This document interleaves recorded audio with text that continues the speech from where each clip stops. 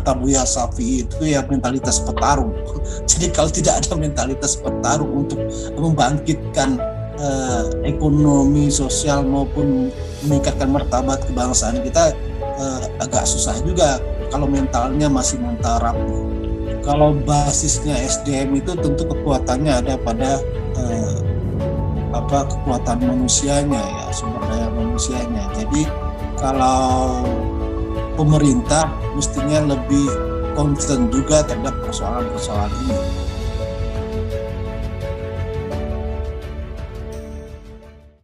Assalamualaikum warahmatullahi wabarakatuh.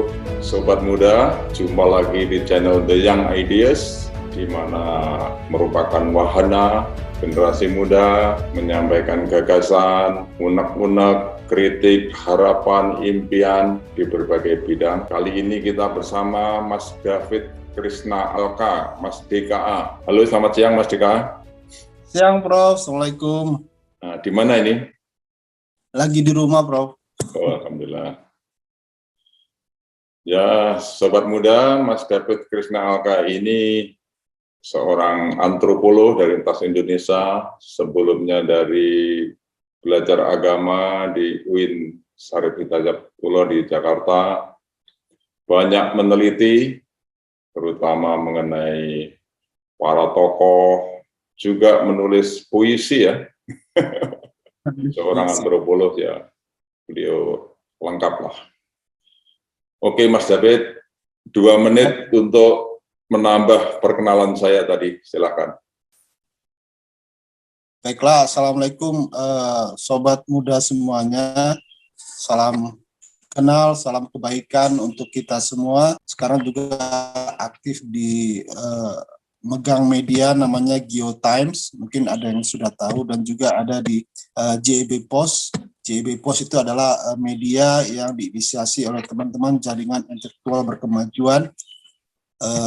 Kemudian juga ikut jadi konsultan di IB Times. Mungkin teman-teman sudah tahu di IB Times adalah portal online yang diinisiasi oleh teman-teman muda Muhammadiyah khususnya. Selebihnya selain di media, saya juga aktif di Pemuda Muhammadiyah dan di PP Muhammadiyah. Di PP Muhammadiyah di pengurus LHKP, kemudian di PP Pemuda sebagai Wasekjen bidang riset SDM dan teknologi. Mungkin itu saja. Selama ini kegiatan saya lebih banyak soal dunia tulis menulis, aktivitas organisasi, dan mensinergikan jaringan-jaringan muda yang ada di Muhammadiyah dan di luar Muhammadiyah. Itu saja mungkin tambahannya, Prof. Ya, terima kasih. Oke, Mas David banyak melakukan penelitian ya, dan memang aktif di kepemudaan. Bagaimana keadaan atau harapan anak muda sekarang ini? Kita yang tua-tua kan perlu tahu ini. Seperti apa sebetulnya aspirasi anak muda sekarang? Iya. Kalau dalam konteks sekarang kita lihat situasi pandemi COVID-19, kita dihadapi cobaan ya, khususnya kaum muda Indonesia, kaum muda semuanya dimanapun berada, termasuk juga di dunia ya. Ini adalah tantangan global dan juga tantangan kita bersama kaum muda untuk memberikan semangat kontribusi penting terhadap bangsa yang sedang agak goyah diterpa pandemi COVID-19 ini. Tingkat pengangguran cukup tinggi, tetapi tanpa mengurangi itu, spirit anak-anak muda sekarang cukup kuat. Saya lihat mereka dalam menginisiasi sebuah community digital, misalnya sebuah seperti yang kita adakan sekarang ini, Young Leader ini, itu juga menjadi salah satu kerja-kerja kreatif kaum muda yang harus kita dukung bersama-sama. Dan juga di bisnis digital yang dilakukan oleh anak-anak muda sekarang juga cukup penting dalam menopang ekonomi Indonesia sekarang ini. Jadi saya harap dan kita semua untuk terus semangat, tetap tunaikan optimistis dan juga rasa kepedulian terhadap sesama kaum muda tentunya. Itu saja Prof, mungkin tambahan ya. Ya, terima kasih. konteks yang sangat kontekstual ini. Ya, jadi anak-anak muda tadi disebutkan menghadapi pengangguran, ya, bisa saya yang belajar ekonomi bisa mengerti, ya. Pekerjaan banyak, cuma pekerjaan yang berkualitas yang jadi rebutan itu sangat kurang dan sedikit, akhirnya banyak yang menjadi katakanlah sektor informal. Oke. Era sekarang kan Mas David, banyak inovasi, banyak pergeseran pekerjaan. Oh, bagaimana anak-anak muda ini cemas atau enjoy menghadapi perubahan ini? Internet, serba jarak jauh, ada kesempatan-kesempatan tetapi ada yang tertutup, ya. Bagaimana anak-anak muda yang dalam pengamatan Mas David? Bagi mereka anak-anak muda yang beruntung, ya, yang beruntung karena ekonomi dukungan backupnya cukup kuat, mungkin atensinya untuk lebih memperhatikan kaum muda yang ada di desa, di pelosok-pelosok miskin kota, semua itu menjadi daya picu juga untuk anak muda yang lain untuk bisa bergerak dan sama posisinya di hadapan secara ekonomi. Jadi kalau saya melihat perlunya dukungan penting dari selain negara juga komunitas-komunitas, organisasi sosial untuk mengorganisir kaum muda dari berbagai sektor untuk saling memperhatikan basis kultural, ekonomi dan sosialnya, karena mereka kultur yang berbeda dan juga pendidikan yang tidak seragam, tidak sama, karena banyak juga anak muda yang tidak sampai kuliah, yang tidak bisa sekolah, dan yang lain juga itu harus diberi peluang kesempatan dengan pelatihan-pelatihan bagi kaum muda yang beruntung. Misalnya kita punya organisasi sosial, terus kita ajak anak-anak muda yang kekurangan secara ekonomi atau aksesnya terbatas, itu penting untuk kita buka akses seluas-luasnya, baik modal, intelektual, dan segala macam berkaitan dengan mereka bisa mandiri secara ekonomi, sosial, dan juga kebudayaannya, Prof. Oke. Banyak disoroti mengenai kultur, ya. Iya. Bantuan-bantuan dari misalnya Muhammadiyah untuk ikut misalnya memberikan kursus-kursus, pemerintah juga banyak beri kursus-kursus. Tapi saya melihat di bidang dari sisi struktur, misalnya izin-izin mengenai misalnya penggunaan tanah yang sampai jutaan hektar. Basisnya itu kan kapital, ya. Bisa nggak ya pemerintah ini misalnya basisnya itu SDM. Katakanlah 10 anak lulusan IPB dikasih tanah sekian ratus hektar, dipinjami alat berat, dipinjami bibit-bibit, bagi hasil dengan negara. Kalau pindah pakai lisensi, pakai uang menyewa, tentu nggak punya uang, tapi mereka mempunyai keahlian. Jadi struktur itu juga membatasi gerak anak muda, saya kira. Jadi ini perlu ada pembicaraan tingkat tinggi, saya kira, ya, antara katakanlah tokoh-tokoh untuk mendekati katakanlah pemerintah, jangan istilahnya itu license itu berbasis uang. Kalau begitu gimana ya kira-kira, ya, Mas David? Ya, yang tadi saya bicarakan lebih pada soal kultural, ya. Kalau konteks strukturalnya memang pemerintah lebih memberikan akses dan juga membuka peluang tidak hanya modal tapi juga sumber daya manusia, anak-anak muda yang ada di Indonesia untuk ditempatkan pada posisi yang tepat sesuai dengan kapasitas, profesionalitas, dan kekuatannya masing-masing. Jadi dukungan struktural memang penting, tetapi basis kulturalnya perlu diperkuat juga, Prof. Karena kalau basis kulturalnya rapuh, anak-anak muda ini secara mentalitasnya kurang berani untuk berkompetisi, itu juga akan susah kalau kita tempatkan mereka di tempat-tempat tertentu, misalnya disuruh mengelola lahan 10 alumni ITB atau ITS atau apapun itu kampusnya diberikan untuk mengelola lahan atau mengelola sebuah proyek tertentu, tentu perlu didukung oleh mentalitas kata Buya Syafi'i itu ya mentalitas petarung. Jadi kalau tidak ada mentalitas petarung untuk membangkitkan ekonomi sosial maupun meningkatkan martabat kebangsaan kita, agak susah juga kalau mentalnya masih mental rapuh. Gitu, Bro. Iya, mental petarung itu penting sekali. Iya. Tapi kan dari jutaan alumni pastilah ada ya, di samping mereka punya keahlian, dipilih yang punya petarung. Ya. Maksud saya pemerintah memberi lisensinya itu, memberi izinnya itu jangan berbasis modal, tapi berbasis SDM. Oke, 20 alumni pertanian, kebetulan kita impor barang-barang pangan ya, termasuk daging. Ya.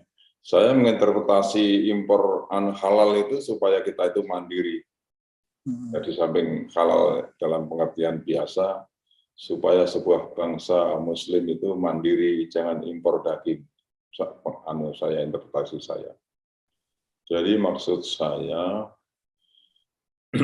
mudah-mudahan ini didengar oleh pemerintah ya diskusi ini ya. Misalnya pemerintah memberi 200 hektar kepada 20 alumni pertanian yang terbaik, dipinjami alat beratnya, bagi hasil dengan negara.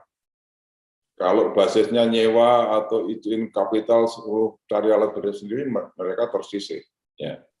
Kalau berbasis keahlian SDM, mereka sudah ada kan dari jutaan alumni untuk menerobos situasi katakanlah monopolistik, oligopolistik, ya, supaya lebih egaliter gitu loh. Bagaimana kalau begitu, Mas David? Ya, kalau begitu saya setuju, Prof. Karena kalau basisnya SDM itu tentu kekuatannya ada pada kekuatan manusianya ya, sumber daya manusianya. Jadi kalau pemerintah mestinya lebih concern juga terhadap persoalan-persoalan ini.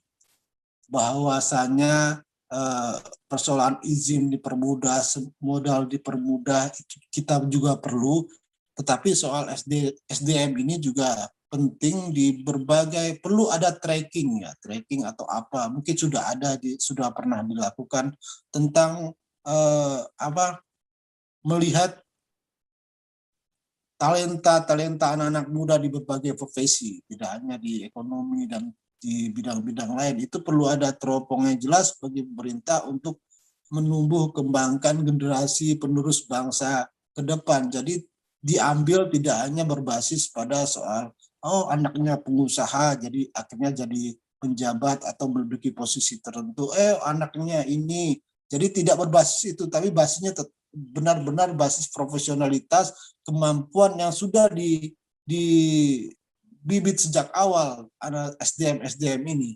Jadi itu menjadi penting, apa yang Prof katakan tadi, bahwa kekuatan SDM sangat penting saat ini yang perlu diperhatikan oleh pemerintah. Dan pemerintah ke depan memang harus, karena bonus demografi ya, anak-anak muda menjadi tulang punggung Republik ini, jadi kekuatan itu harus sangat diperhatikan. Oke.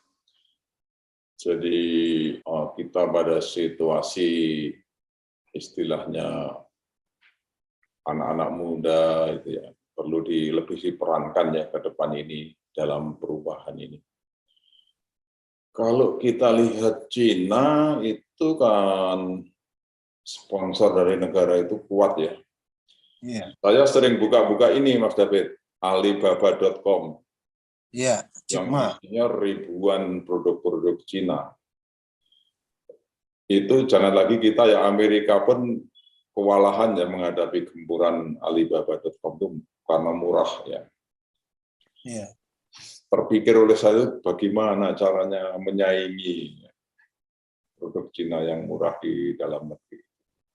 Mungkin lewat ini, lewat SMK-SMK yang disebut Teaching Factory. Di Solo ada itu. Di Solo ada miliknya para Romo yang dibina oleh Jerman, ya, namanya SMK Mikael atau Admi Mikael, menghasilkan barang-barang berkualitas itu, seperti alat-alat rumah sakit, alat-alat kantor itu keluaran Admi Solo itu berkualitas. Iya. Ini bisa di-cloning, cuma mahal ya. Yang bisa hanya pemerintah, kalau Muhammadiyah nggak kuat beli labnya.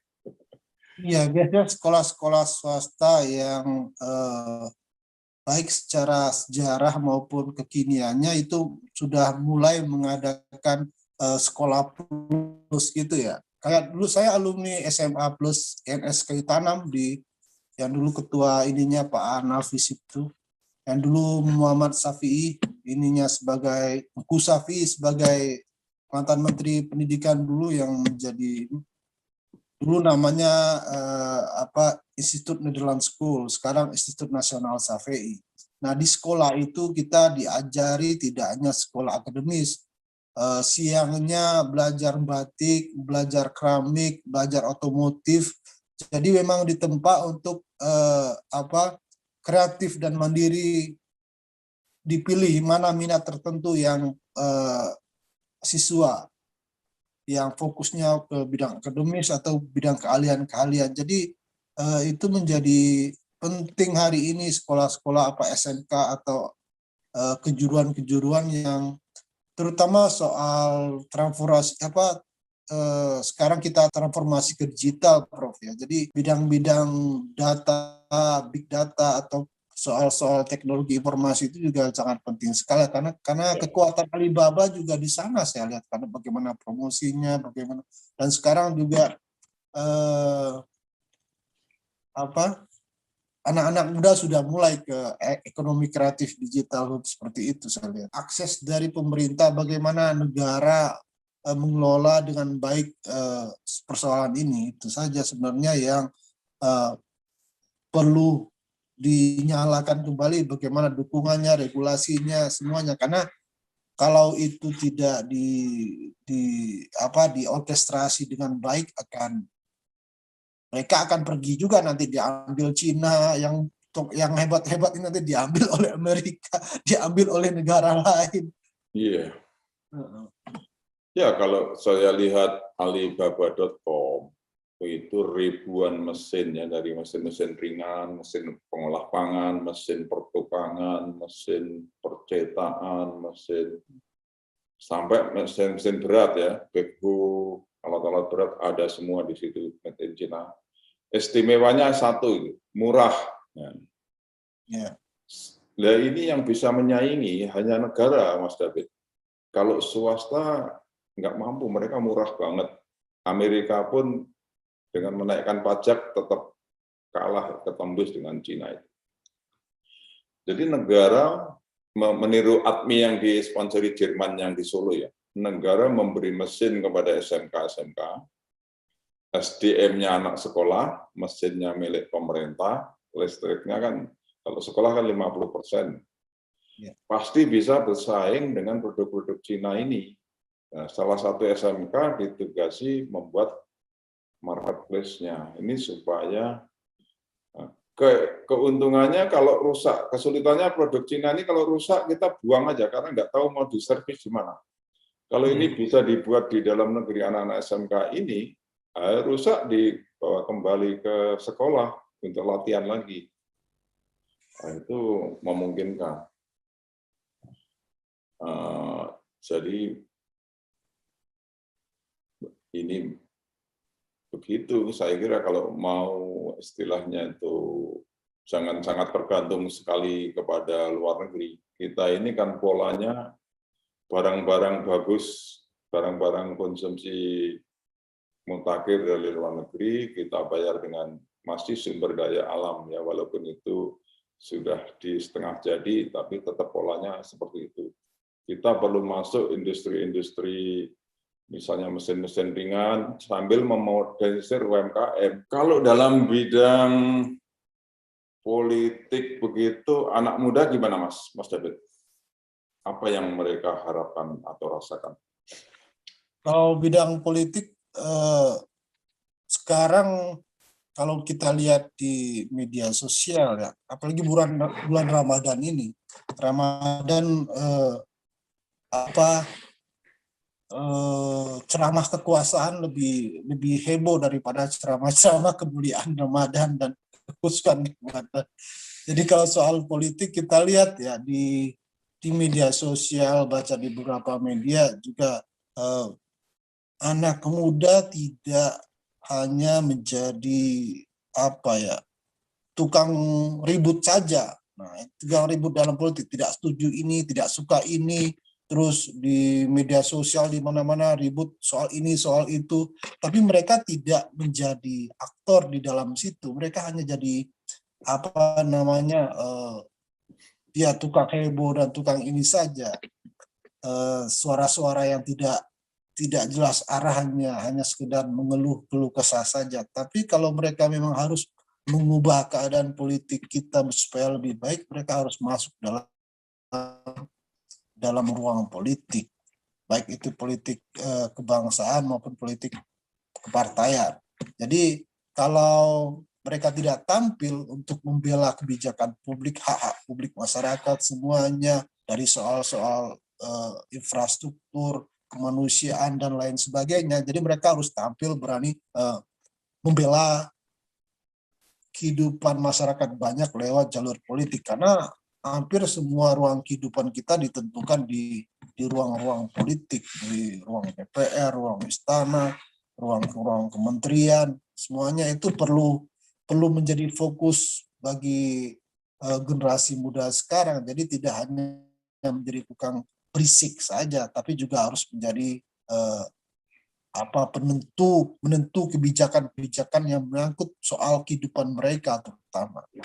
Itu yang saya lihat, Prof. Jadi tidak hanya menjadi buzzer politik tanda kutip, menjadi tukang mesin atau tukang teknik mendukung politisi atau apa untuk soal-soal kasus-kasus tertentu yang tidak di luar dari kehidupan mereka sendiri, di luar dari realitas mereka sendiri, di luar dari kekuatan mereka sendiri. Jadi itu yang saya amati, saya lihat sekarang kondisi politik di anak-anak muda, walaupun memang ada beberapa tokoh-tokoh muda yang masih punya konsen di soal kepedulian terhadap anak-anak muda ini. Saya setuju sekali itu untuk anak-anak muda lebih berperan ya, masuk lebih jauh. Sekarang ini seperti sinyalemen Mas David menjadi buzzer, mungkin juga pengaruh uang dalam politik ini kelihatannya besar sekali ya. Sistem kita akhir-akhir ini, misalnya untuk menjadi seorang calon butuh uang sekian ya, belum lagi yang besar itu kan biaya kampanye ya. Itu menyebabkan anak-anak terbaik ini tersisih juga di situ, sehingga katakanlah yang berperan yang punya uang. Kalau ini kan kasihan kader-kader yang terbaik ya Mas David, yang istilah yang punya idealisme. Ya, kalau kader-kader yang punya modal intelektual dan modal sosial, tapi modal logistik politiknya tidak ada, jadi mereka menjadi berdiri sendiri, bergerak di ruang realitasnya masing-masing. Jadi kadang mereka sesekali saja tidak terlalu peduli terhadap politik kebangsaan. Jadi tapi ada juga misalnya beberapa yang melirik, biasanya mereka melirik tokoh-tokoh yang punya modal sosial dan modal intelektual bagus, akhirnya diambil oleh partai politik atau diangkat menjadi apa, itu juga cenderungnya biasanya terjadi polanya seperti itu, Prof. Ada yang tidak basis uangnya yang kuat, dia memakai pasukan-pasukan yang punya modal sosial, modal intelektual, dan ini yang bagus itu menjadi dan kata petik anak buahnya untuk menggerakkan atau mempermak dia untuk bisa tampil di ruang publik, di ruang politik supaya diterima oleh masyarakat. Oke. Ada juga misalnya yang mengambil karena hanya punya modal kekuatan uang saja, tapi tidak ada kader-kader atau siapa, mereka menseleksi. Misalnya kita lihat pola-pola partai politik kan biasanya seperti itu. Mereka survei ketokohan siapa di daerah mana, akhirnya mereka modalkan masuk partai ini nanti kita. Jadi kekuatan tokoh, nah tinggal tokoh politiknya kalau mereka memang masuk politik mau di situ kan sah-sah saja mereka karena ada ruangnya di modal sosial, modal politiknya tinggi, akhirnya partai politik atau dukungan masif dari beberapa gerakan politik untuk mendukung mereka itu bagus-bagus saja. Tinggal bagaimana menjaga integritasnya ketika sudah menjadi, kan itu problemnya. Karena selama ini sulitnya menjaga bertahan di menjaga integritas karena terikat dengan sponsor, terikat dengan apa, akhirnya mereka korupsi, korupsi kebijakan maupun korupsi dalam bentuk hal apapun untuk membalas budi sponsor-sponsor politik itu tadi. Jadi pola-pola politik yang sebenarnya sudah umum diketahui oleh ruang masyarakat banyak ya seperti ini. Jadi tinggal bagaimana kekuatan integritas dan moralitas dari masing-masing politisi dan anak muda yang bergelut di ruang politik saja itu yang harus dipertahankan. Oke, generasi muda, itulah David Krishna Alka yang sudah menyampaikan pandangan-pandangannya mengenai kepemudaan. Kita jumpa lagi di lain waktu dan kesempatan. Assalamualaikum warahmatullahi wabarakatuh. Terima kasih Mas David.